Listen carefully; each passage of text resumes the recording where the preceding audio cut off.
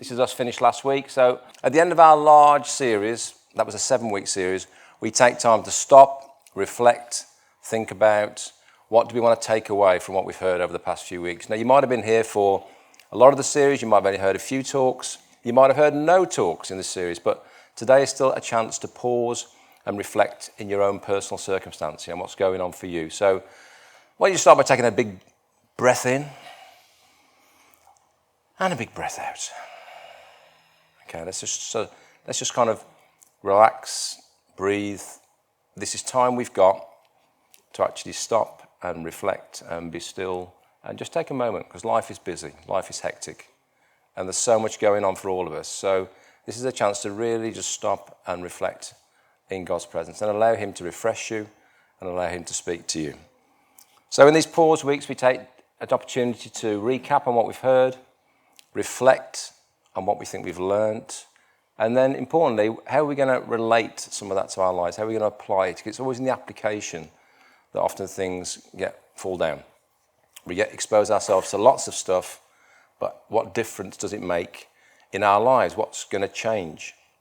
Because the process of transformation is the key thing in the spiritual walk of Christianity. You know, we are being transformed by degrees into the likeness of Christ. That's what the scriptures teach us. So we are continually being changed and transformed.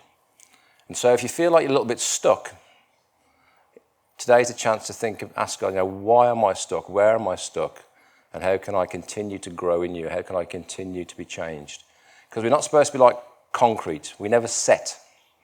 That's not what we're supposed to be in life. Often in life we spend, the first part of our lives kind of working ourselves out, and then we kind of set our stall out. But our thinking and our actions, they're never supposed to be fixed. They're supposed to be continually changing and growing in Christ. So today's a chance to be part of that process. Quick recap then, guys, on what we've looked at.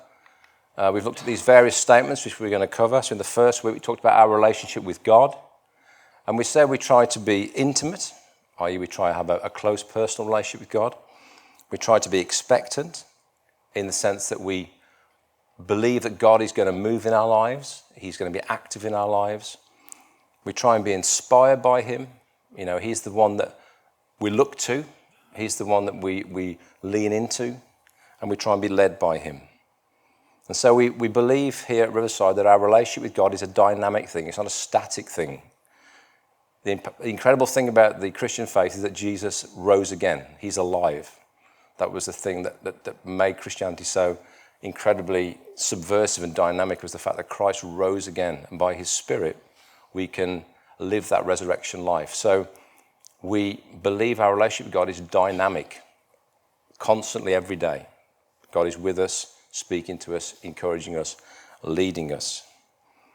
And then we talk about the relationship with ourselves, which is really important, because Jesus said, love your neighbor as you love yourself. So it's really important to have a good relationship with yourself. And so we believe we are loved by God and that we're accepted by God and we're being transformed by God.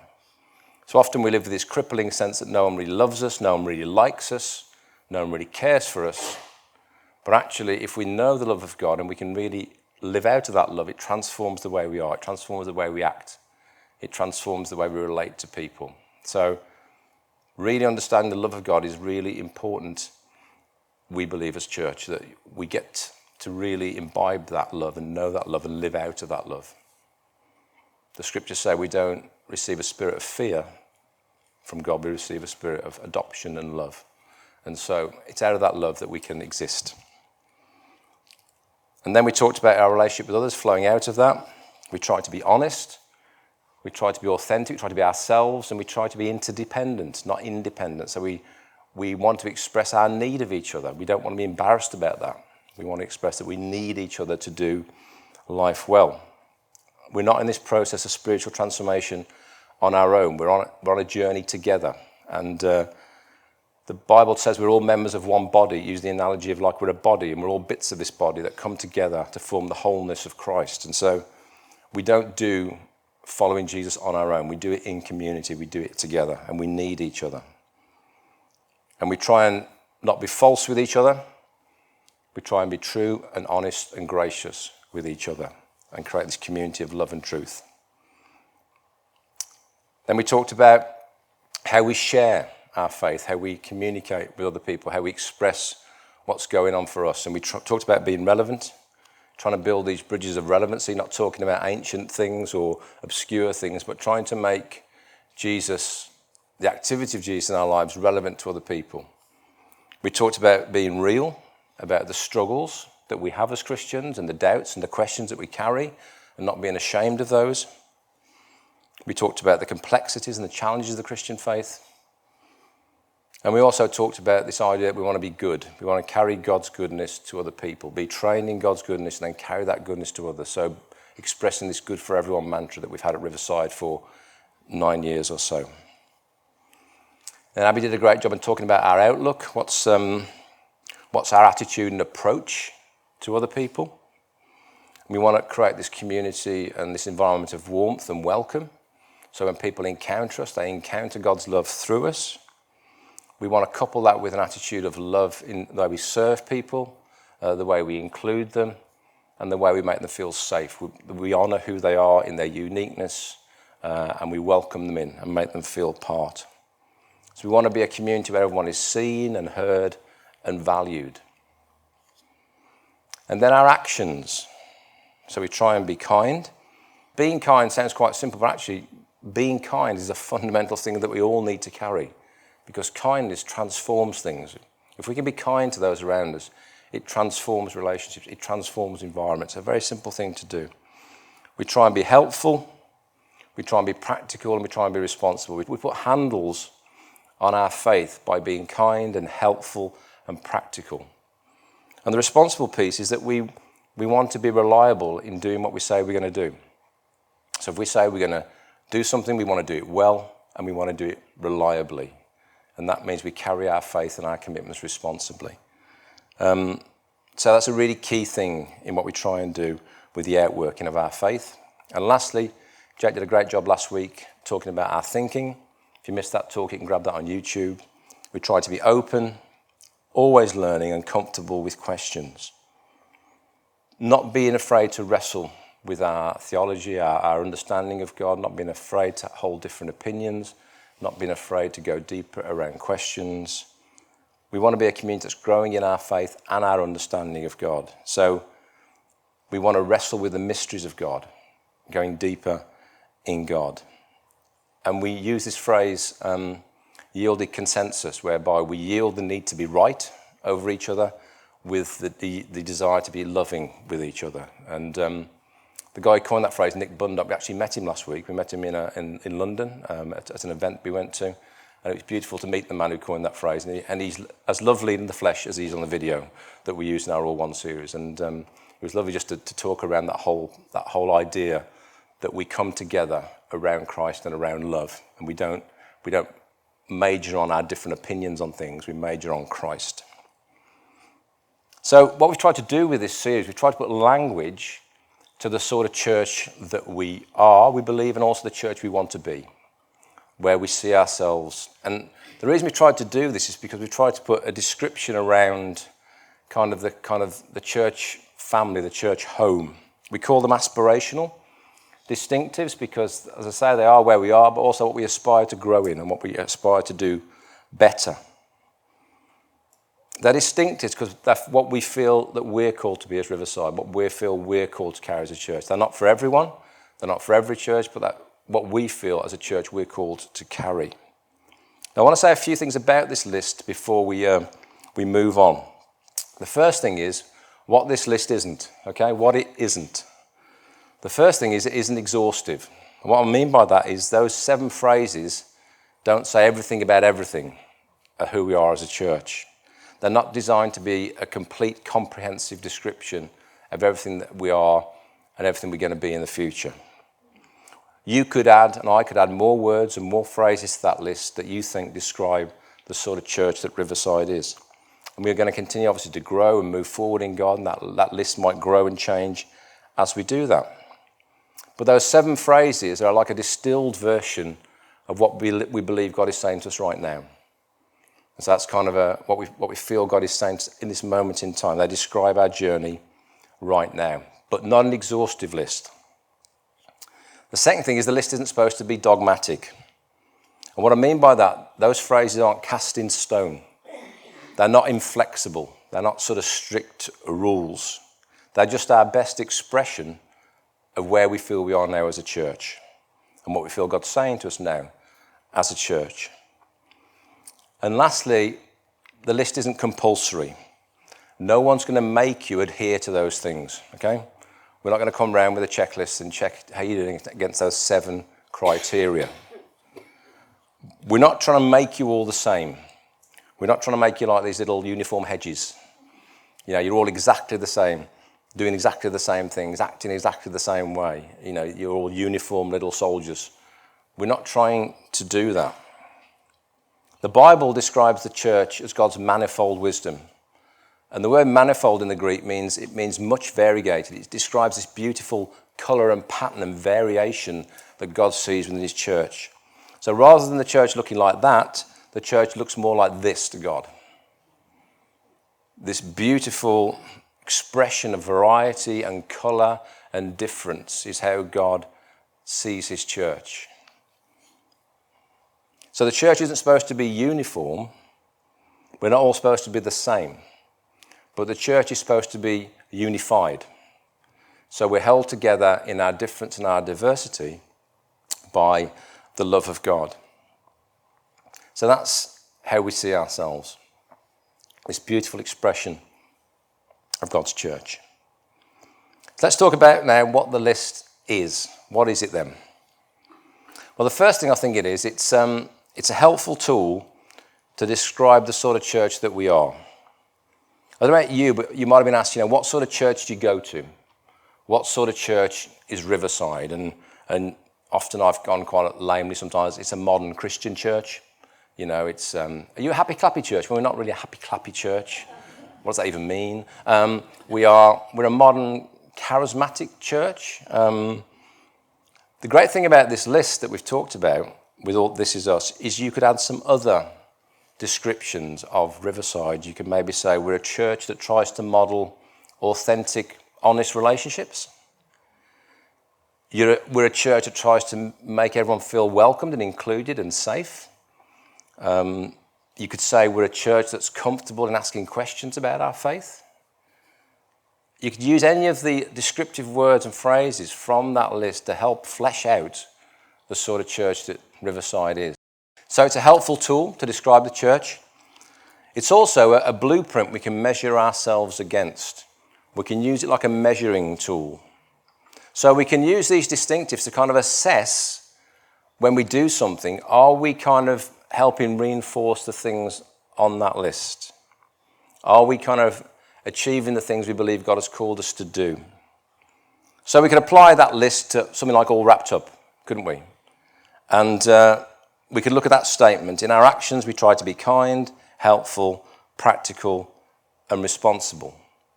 Does All Wrapped Up fit against that list? Well, I think, yes, it does, because when we turn this auditorium into a free Winter Wonderland shop, it's a great expression of kindness. We try and make it very practical and easy for people to onboard with that. We work with the schools. We put in place systems that help people connect. We ensure the help goes to the neediest people. We try and be responsible. We try to do it well. If we say we're going to do something, we try and deliver and do it. So we can use those phrases to as a measuring yardstick almost against the things we do and say, are we doing things that reflect that? Because often churches do a load of stuff, all sorts of stuff, but they don't stop and think about, is that achieving the aims and the goals and the things that we feel God has called us to do? And these phrases will help us measure ourselves a little bit against that blueprint to say, does this particular ministry, this particular event, this particular project, does it fit with what we feel God has called us to do? So we can return to these statements again and again and just check in and say, is this working towards our plan, our blueprint? And lastly, this list is a framework for personal growth. I'm going to talk more about that in a moment. Okay, we're going to come back to that in a moment. But you've heard maybe a lot or a little over the past few weeks, and we want to pause now and have a little bit of time to reflect. So some things to think about maybe. What did I sense God saying to me during this series? What resonated with me? What am I going to take away from this series? So we're going to put a bit of background music on now. We've got a chance to spend some time reflecting. As I said before, if you're an introvert, you don't have to talk to anybody next to you. Just put your head down and reflect. If you're an extrovert, chat to someone close to you. They might help you think about and sort of expand your thinking and understanding. But just a few minutes to spend some time thinking about those questions, and maybe questions of your own. If you haven't seen any of the This Is Us series, now's a chance to just reflect on your own life and what God is saying to you, particularly for you at this moment in time. So we're going to spend 5 minutes just reflecting on these questions. Okay, and then we'll come back. Okay, so we're going to press on a little bit. So I talked about a moment ago that list could be a framework for personal growth. What did I mean by that? Well, you could think of it a little bit like this garden trellis. We put a trellis up in the garden on against a wall or a fence to enable a plant to grow, to give the plant something to use as support as it grows tall, and normally a climbing plant. And you can imagine the statements that we've just articulated today as something like that trellis for your own life. You could think about how can I use those statements to help me grow, not just as a church, but also my own personal walk with God. I said earlier on that everyone is unique and everyone in the room is unique. You've all got unique talents and gifts and stories and histories. So the way you grow is unique to you. You know, we don't all look the same as we grow. We don't all follow the same path. We don't all have the same rate of growth. And so that's unique to who you are. But you could use something like these 7 statements to help you grow. You could come back to them and say to God, how am I growing? So you think about putting those on there. You could think about them like the vertical and horizontal bars of this trellis. So your relationship with God, how is that growing? How is that being transformed? Your relationship with yourself, how you see yourself, how you love yourself, how you receive God's love. How is that area of your life receiving growth? Your relationship with others, what's that looking like for you at this particular time? Does that need more of God's attention, more of God's healing? Are there things that are hindering the way or twisting the way you relate to people? And then in your thinking, your actions, your sharing, and your outlook, all these different things that we've put into those statements, you can think about in my own life, how am I growing in these areas? Because we are the church. You know, the church isn't the building, the people are the church. So we are the ones who are expressing these things to others. We are the people who are embodying these things. So it's always going to come back to personal application. It's always going to come back to how am I growing in these areas? How am I seeing God's Spirit come into my life and bring transformation in these areas? So you can think about that. How am I growing in intimacy with God? Am I creating a safe space for people through my actions and my presence and my communication? How is my outlook impacting those around me? And you might want to add your own aspirational distinctives. I put these question marks on there to sort of represent them. You might want to add your own, just things that you think God has called you to carry. What other things will form that trellis of growth for you? That trellis of growth. What are the things that God may have called you to uniquely or personally carry that might form part of your framework for personal growth? We're all called to continue to grow in God, to continue to be changed by God, regardless of our age and our stage in our Christian walk. So, have a look at those things on that screen and think about yourself. Think about putting yourself into those phrases. And then maybe think about some additional things that you feel uniquely that you carry, that God has called you to carry and impart as part of your story. Okay, so we're going to spend a few more minutes thinking and reflecting on that. So we'll leave those things on the screen, spend a few minutes, we're going to put some music on, have a think about that, and then we're going to come back, sum up, and then we're going to take communion together. Okay, so So hopefully, as we draw this series to a close, you can take those things away with you. We're going to put those statements on the website, those from the last series, so you'll always be able to go back to them, refer to them, and use them as a way of thinking about these different areas in your own life, and where God is encouraging you to grow, where maybe you're a little bit stuck and you need God to speak to you, maybe you need the help of somebody else to come alongside you and encourage you. But we're all called to express in these 7 areas the love of God and the presence of God. So,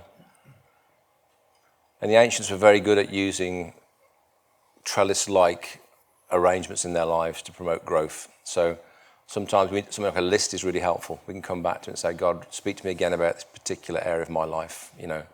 Speak to me again about how I can express this in this area of my life. And so we'll pop those phrases on the website, so you'll be able to get back to them if you ever need to revisit them in the future. As I said, they're not exhaustive, they're not cast in stone. They may change. We may continue to express them. It's worth just saying this isn't a statement of faith, which is what David's point was. This is just more about how we express our faith. This is kind of like our family values, if you like, what it looks like at Riverside here to express our faith, our Christian faith. Okay, so I'm going to invite the band to come back up because we're going to share communion together. The beautiful thing about communion, it's one of those things that Jesus encourages us to do because it unifies us. It brings us together around him. These simple elements of the bread and the juice, the wine as it was, it's a unifying action. So in our diversity, in our difference, we come together and we unify and we celebrate Christ. And that's why Jesus said, do this in remembrance of me. Do this until I return. Come together around my love and be unified around that. And so it's this beautiful expression of the way God unifies us together. Let's stand. Let's just prepare our hearts to take communion together.